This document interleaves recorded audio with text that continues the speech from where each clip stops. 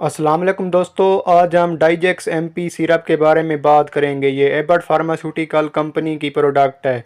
डाइजेक्स MP syrup को GERD यानी gastro-oesophageal reflux disease में इस्तेमाल किया जाता है। GERD यानी गैस्ट्रोएसोफेजियल रिफ्लक्स डिजीज़ ऐसी बीमारी या कंडीशन होती है जिसमें मरीज़ को खट्टे ढिकार आते हैं। खाना खाने के बाद मैदे में शदीद जलन और दर्द होता है। इसके अलावा मरीज़ को अक्सर गैस और बदहज़मी की शिकायत भी रहती है।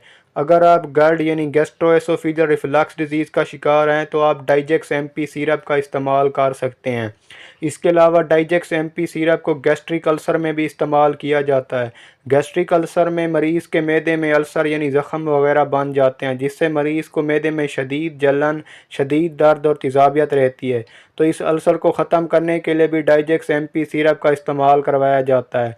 इसके अलावा डाइजेक्स एमपी सिरप को एच पेलोराई इन्फेक्शन में भी इस्तेमाल किया जाता है।